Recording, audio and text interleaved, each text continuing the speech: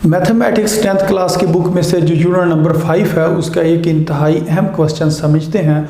और ये वो क्वेश्चन है जो बोर्ड इम्तिहान में पूछा भी गया था। तो ये इस तरीके से कह रहे हैं, इफ़ ए सेट जो है वो किसके बराबर है, एन के बराबर है, एन से मुराद नेचुरल नंबर है, एंड बी सेट जो के बराबर है डब्ल्यू के, डब्ल्यू से मुराद होता है होल नंबर, देन फाइंड ए माइनस बी। तो फिर आपने ए माइनस बी जो है उसको फाइंड करना है। तो सबसे पहले हम सेट बनाते हैं। मसलन हम कह रहे हैं ए जो है वो किसके बराबर है, एन के बराबर है। तो एन से मुराद होता है नेचुरल नंबर। तो ये आपको पता होना चाहिए, जो नेचुरल नंबर हैं वो 1 से शुरू होते हैं, 1 2 3 4 एंड सो ऑन।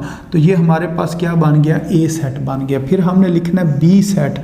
तो बी सेट किसके बराबर है, डब्ल्यू के बराबर है। डब्ल्यू से मुराद है होल नंबर। तो ये भी आपको पता होना चाहिए कि होल नंबर जो हैं वो कहाँ से स्टार्ट होते हैं, ज़ीरो से। 0 1 2 3 4 इस तरह आपने ये लिख देना है। तो ये हमारे पास होल नंबर जो है उसका जो सेट है होल नंबर का वो बी के बराबर है, और जो नेचुरल नंबर का सेट है वो किसके बराबर है, ए के बराबर है। अब हमने क्या करना है, ए माइनस बी जो है वो फाइंड करना है। तो मसलन इस जगह पर मैं लिखता हूँ ए माइनस बी। तो सबसे पहले हमने ए सेट की वैल्यू लिखनी है। ए सेट किसके बराबर है, ए सेट बराबर है 1 2 3 4 एंड सो ऑन। उसके बाद हमने लिखना है माइनस, और उसके बाद हमने बी सेट की वैल्यू लिखनी है। तो बी सेट किसके बराबर है, 0 1 2 3 4 एंड सो ऑन। तो अब हमने माइनस करना है। तो इधर अगर हम देखें तो जो 1 है उसने 1 के साथ क्या हो जाना है, कैंसिल हो जाना है। 2 ने 2 के साथ कैंसिल हो जाना है, 3 ने 3 के साथ कैंसिल हो जाना है, 4 ने 4 के साथ कैंसिल हो जाना है। तो इधर जो चीज़ एक समझने वाली है वो ये है कि अगर इसमें आप देखें तो इधर से कोई चीज़ नहीं बचेगी। ये तमाम का तमाम जो सेट है इसके जितने भी एलिमेंट्स हैं वो सारे कैंसिल हो जाएंगे। लेकिन इधर अगर आप देखें तो इधर हमारे पास है एक टर्म बच रही है जो ज़ीरो है। तो अब आप ज़रा ये खुद सोचें, क्या ज़ीरो को हम इधर लिखेंगे या नहीं लिखेंगे। हाँ जी, ज़ीरो को आपने नहीं लिखना है। उसकी वजह ये है, जब आप माइनस करते हैं तो दूसरे सेट का आपने कोई भी एलिमेंट नहीं लिखना है, सिर्फ और सिर्फ आपने पहले सेट का एलिमेंट लिखना है, और पहले सेट का वो वाला एलिमेंट लिखना है जो कैंसिल ना हो। तो ये तो सारे के सारे कैंसिल हो गए, कोई भी इधर चीज़ नहीं बची है। इस वजह से हम इसको क्या लिखेंगे, खाली सेट लिखेंगे। इधर अगर आपने ज़ीरो लिख दिया तो ये आपका क्वेश्चन गलत हो जाएगा। तो दोबारा एक बार मैं आपको बता देता हूँ, आपने सिर्फ और सिर्फ जब माइनस करते वक्त पहले सेट की आपने वो वाली रकमें लिखनी है या वो वाले एलिमेंट्स लिखने हैं जो कटते ना हों, जो बच जाएं।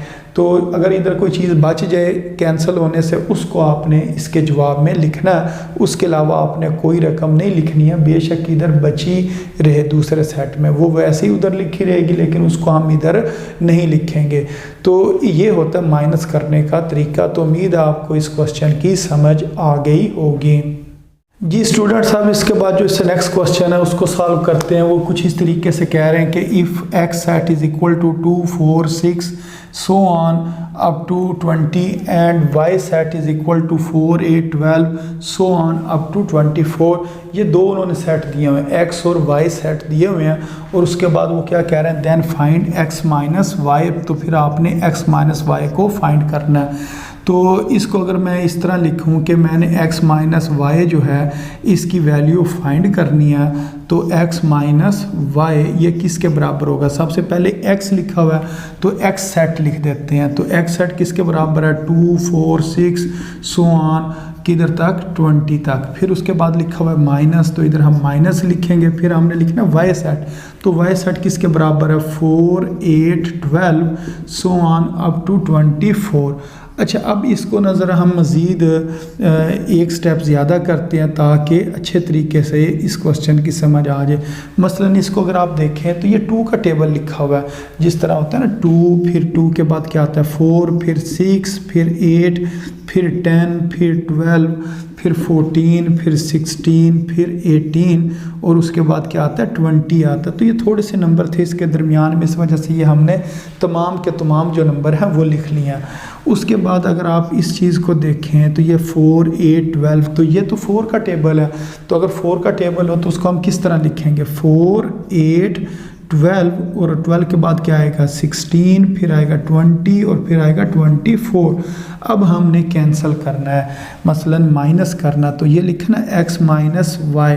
तो अब हम देखते हैं कौन कौन सी चीज़ कैंसिल होती है। तो 4 इधर भी लिखा है, इधर भी लिखा है, 4 कैंसिल हो जाएगा। फिर 8 इधर भी है, इधर भी है, 8 कैंसिल हो जाएगा। फिर 12 इधर भी है, इधर भी है, 12 कैंसिल हो जाएगा। 16 कैंसिल हो जाएगा और फिर कौन कैंसिल होगा, 20 कैंसिल होगा। तो पीछे अगर हम देखें इधर पहले सेट में क्या बचा हुआ है, 2, फिर 6, फिर 10 और उसके बाद फिर 14 के बाद 18। अच्छा, अब इधर अगर हम देखें, इधर हमारे पास 24 बचा हुआ है। अब आपने सोच कर बताना है 24 को इधर लिखेंगे या नहीं लिखेंगे। हाँ जी, 24 को नहीं लिखना है। उसकी वजह ये है 24 दूसरे सेट में है, जो माइनस के आगे लिखा होता है ना सेट, उसके अंदर अगर कोई चीज़ बच भी जाए तो उसको हमने लिखना नहीं होता है।